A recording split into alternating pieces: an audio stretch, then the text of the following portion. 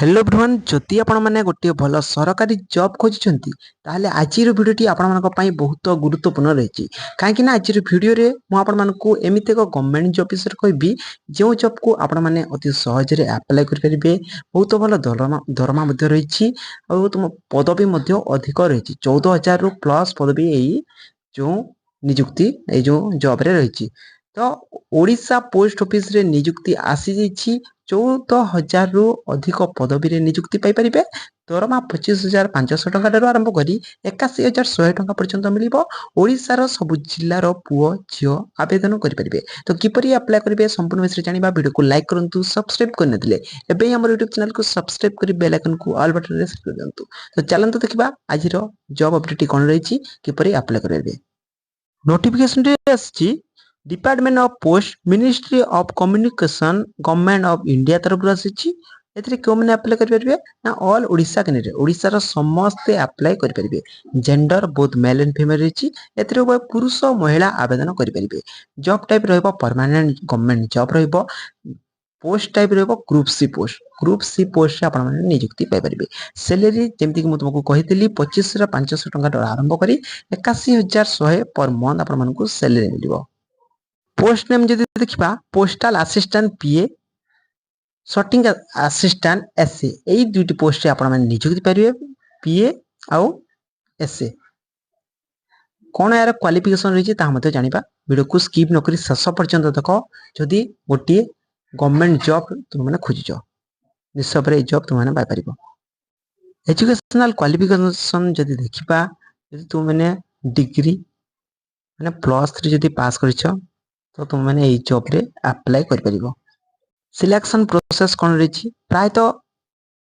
तुमरो post office जो नियुक्ति GDS नियुक्ति रही तो सेठी एग्जाम होय न थाय किंतु ए जो पीए एग्जाम पीए आउ एसए जो रही तुमरो नियुक्ति ए दुईटी जॉब रे तुमरो एग्जाम हबो याकि सिलेक्शन प्रोसेस रे तुमरो टायर 1 आउ टायर 2 दुईटी एग्जाम हबो तापर डॉक्यूमेंट वेरिफिकेशन जे तुम माने एठारे सिलेक्शन हो परिबो तो समस्त जो माने कम मार्क मध्ये रखि दिले समान मध्ये जॉब रे अप्लाई कर परबे भलो एग्जाम रे भलो करी समान नियुक्ति पाई परबे एज लिमिट जति देखिबा मिनिमम एज 18 वर्ष रहिछि मैक्सिमम एज 30 वर्ष ओबीसी मानको पई 3 वर्ष एक्स्ट्रा एससी मानको पई 5 वर्ष एक्स्ट्रा पीडब्ल्यूडी मानको पई 10 वर्ष एक्स्ट्रा रहिछि नेक्स्ट रहिछि एप्लीकेशन फी जनरल ओबीसी पिला मानको पई 100 टका एप्लीकेशन फी रहिछि SC ST female candidate SC ST पिला मानको पई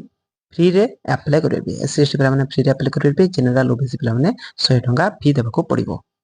नेक्स्ट रही एप्लीकेशन मोड ऑनलाइन रही अप्लाई डेट ऑलरेडी स्टार्ट हो जाइए अप्लाई लास्ट डेट जब देखा 4/7/2025 पर्यंत रही तो जो मैंने गवर्नमेंट जॉब टी अप्लाई करने चाहते तो कमेंट जनइबे नेक्स्ट वीडियो रे यार अप्लाई फुल प्रोसेस तुमको कहीदेवी कि इंडिया पोस्ट रो ऑफिशियल वेबसाइट को जाई ए जॉब टी अप्लाई करबा को हबो किपरि अप्लाई करबा स्टेप बाय स्टेप प्रोसेस रे डॉक्यूमेंट कोन लागबो ना तुमर आधार कार्ड लागबो पासपोर्ट साइज फोटो तापर मैट्रिक सर्टिफिकेट +2 सर्टिफिकेट तुमर डिग्री रो सर्टिफिकेट सब सर्टिफिकेट गुड को लागबो तापर तुमर पासपोर्ट साइज फोटो लागि जिवो समस्त डॉक्यूमेंट गुड को लागबो तुमने समस्त डॉक्यूमेंट गुड को नै तुमर सीएससी सेंटर को जाए तुमने ए जॉब को अति सहज रे अप्लाई कर परिबो बहुत कम दिन रही अप्लाई लास्ट तर खूब शीघ्र ए जॉब को अप्लाई निश्चय करिवो जदि आपण माने ए जॉब रो नोटिफिकेशन पीडीएफ टी देखिबा पई चाहउचंती ताले इंडियन पोस्ट रो ऑफिशियल वेबसाइट रे ए जॉब रो नोटिफिकेशन मध्ये देखि परबे अप्लाई मध्ये कर परिबे ए जॉब को निश्चय रे समस्त आर नोटिफिकेशन देखंतु आउ ए जॉब को निश्चय रे समस्त पिला माने अप्लाई करंतु बहुत भलो जॉब रही बहुत भल दरमा मध्य मिलिबो एग्जाम रे तुमने क्वालिफाई करबे जमार मध्य व्यस्त होनी समस्त सब्जेक्ट रो माने क्लास गुड को हबो सेति पय एबे हमर YouTube चैनल को सब्सक्राइब करी बेल आइकन को ऑल बटन रे सेट करी रखु